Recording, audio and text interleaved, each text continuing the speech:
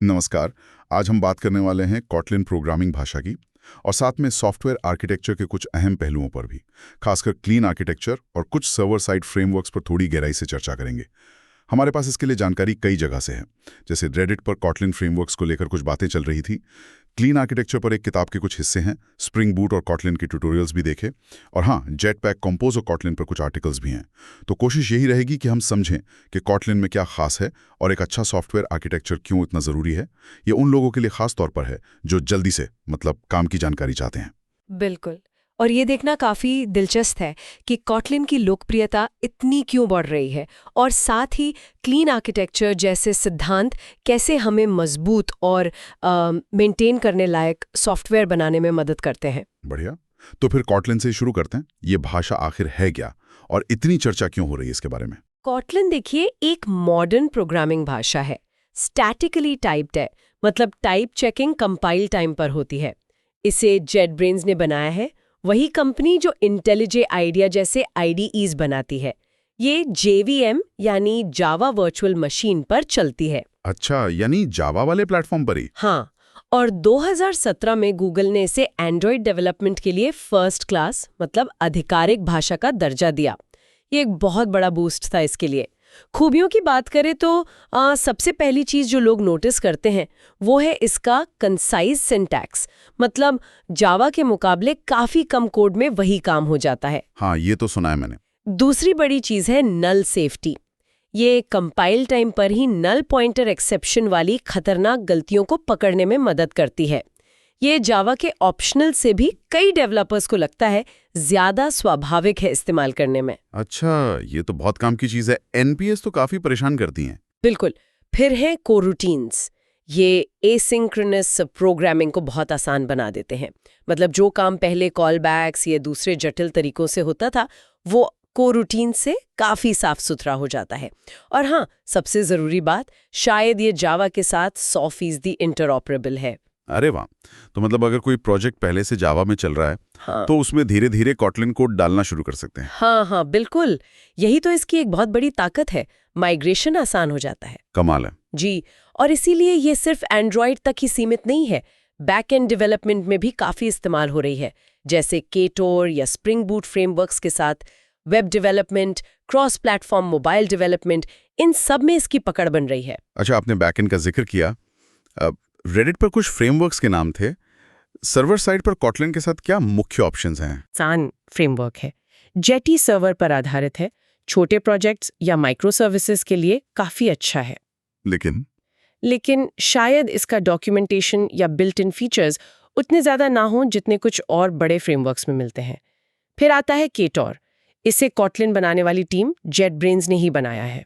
अच्छा, तो ये तो कॉटलिन के साथ अच्छा सिंक होता होगा। बिल्कुल, ये भी हल्का है और कोरूटीन्स के साथ इसका तालमेल जबरदस्त है। प्रोटोटाइप बनाने के लिए या जहां परफॉर्मेंस बहुत ज़रूरी है वहां ये बहुत अच्छा काम करता है। पर हो सकता है बड़े कॉम्प्लेक्स कामों के लिए आपको कुछ बाहरी लाइब्रेरीज की ज़रूरत पड़े। और तीसरा नाम? स्प्रिंग बूट का भी जिक्र था शायद। जी हाँ, स्प्रिंग बूट। ये तो इंडस्ट्री स्टैंडर्ड जैसा है, खासकर एंटरप्राइज लेवल के एप्लीकेशंस के लिए। बहुत मजबूत है, स्थापित है। इसका पूरा इकोसिस्टम और कम्युनिटी बहुत बड़ी है। और अच्छी बात यह है कि ये कॉटलिन के साथ भी काफ़ी अच्छे से इंटीग्रेट हो जाता है। तो फिर इसमें क्या कमी हो सकती है? कमी कहना तो ठीक नहीं होगा, पर हाँ, कुछ डेवलपर्स को कभी-कभी लगता है कि इसका डॉक्यूमेंटेशन थोड़ा फैला हुआ है या ये थोड़ा हैवी वेट हो सकता है सिंपल कामों के लिए। समझ गया। तो वन साइज फिट्स ऑल जैसा कुछ नहीं है यहाँ। प्रोजेक्ट देखो, जरूरत समझो, फिर चुनो। बिल्कुल सही। चलिए, फ्रेमवर्क से आगे बढ़ते हैं। वो जो दूसरा बड़ा टॉपिक था, क्लीन आर्किटेक्चर, ये क्या चीज है? सुनने में थोड़ा भारी भरकम लगता है। नाम थोड़ा वैसा है पर कॉन्सेप्ट बहुत काम का है। क्लीन आर्किटेक्चर कोई नई बला नहीं बल्कि सॉफ्टवेयर डिजाइन करने का एक सिद्धांत है। इसे रॉबर्ट सी मार्टिन, जिन्हें सब अंकल बॉब कहते हैं, उन्होंने काफी लोकप्रिय बनाया है। इसका मूल आइडिया है separation of concerns. Separation of concerns मतलब चीजों को अलग अलग रखना? हाँ, बिल्कुल। सॉफ्टवेयर को उसकी जिम्मेदारियों के हिसाब से अलग अलग परतों यानी लेयर्स में बांटना। सबसे बड़ा लक्ष्य ये है कि आपका जो कोर बिजनेस लॉजिक है वो बाहरी चीज़ों पर डिपेंडेंट न रहे। जैसे कि आपका वेब फ्रेमवर्क क्या है, आप कौन सा डेटाबेस इस्तेमाल कर रहे हैं या यूआई कैसे बना है, इन सब से आपका बिजनेस लॉजिक आज़ाद होना चाहिए। इसका फायदा क्या है? फायदा ये कि सिस्टम को टेस्ट करना बहुत आसान हो जाता है। आप बिजनेस लॉजिक को बिना यूआई या डीबी के टेस्ट कर सकते हैं, मेंटेन करना आसान होता है, और भविष्य में अगर टेक्नोलॉजी बदलनी पड़े, मान लीजिए डेटाबेस बदलना है, तो कम से कम असर पड़ता है। ये तो वाकई पावरफुल लग रहा है। इसका कोई खास नियम है? सबसे अहम नियम है डिपेंडेंसी रूल, निर्भरता का नियम। ये कहता है कि सोर्स कोड की निर्भरता हमेशा अंदर की तरफ होनी चाहिए। बाहरी लेयर्स अंदर की लेयर्स पर निर्भर कर सकती हैं, लेकिन अंदर वाली लेयर्स को बाहर वाली लेयर्स के बारे में कुछ पता नहीं होना चाहिए। अच्छा, उदाहरण दे सकती हैं? हाँ, जैसे आपकी यूआई लेयर आपके बिजनेस लॉजिक यूज केसेस को कॉल कर सकती है, लेकिन आपका बिजनेस लॉजिक कभी भी सीधे यूआई के किसी बटन या टेक्स्ट फील्ड के बारे में नहीं जानेगा, वो बस डेटा लेगा और देगा। इसी तरह बिजनेस लॉजिक डेटाबेस पर निर्भर नहीं करेगा, बल्कि एक एब्स्ट्रैक्ट इंटरफेस पर निर्भर करेगा, जिसे डेटाबेस वाली लेयर इंप्लीमेंट करेगी। समझ रहा हूँ, मतलब डीकपलिंग। बिल्कुल, और इसमें सॉलिड प्रिंसिपल्स का भी बड़ा हाथ है।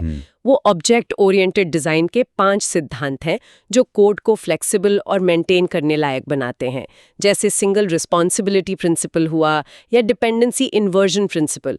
ये सब क्लीन आर्किटेक्चर को सपोर्ट करते हैं। और ये परतें कौन सी होती हैं? आपने कहा था लेयर्स होती हैं। हाँ, अंकल बॉब इसे अक्सर 4 गोलों, सर्कल्स की तरह दिखाते हैं, एक के अंदर एक। सबसे अंदरूनी गोला है एंटिटीज। इसमें आपके बिजनेस के कोर नियम होते हैं जो एप्लीकेशन से भी ज्यादा जेनेरिक होते हैं।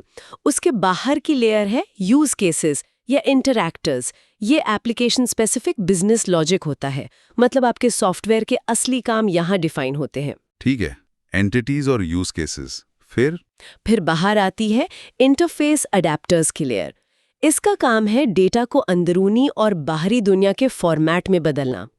इसमें आपके controllers, presenters, view models, gateways या रिपोजिटरीज के इम्प्लीमेंटेशंस, ये सब आते हैं। ये एक तरह से पुल का काम करते हैं। और सबसे बाहरी लेयर है फ्रेमवर्क्स एंड ड्राइवर्स। इसमें वो सारी टेक्नोलॉजी आती हैं जिनसे आपका सिस्टम इंटरैक्ट करता है। जी। जैसे आपका वेब फ्रेमवर्क स्प्रिंग, केटोर, आपका database Postgres, MongoDB, UI framework जैसे एंड्रॉयड यूआई या वेब यूआई, बाहरी लाइब्रेरीज वगैरह। अच्छा, तो ये पूरी तस्वीर बनती है। एंटिटी सबसे अंदर, फिर यूज केसेस, फिर इंटरफेस अडेप्टर्स और सबसे बाहर फ्रेमवर्क्स एंड ड्राइवर्स।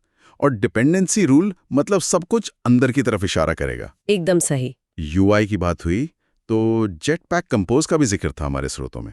वो क्या है कॉटलिन के संदर्भ में?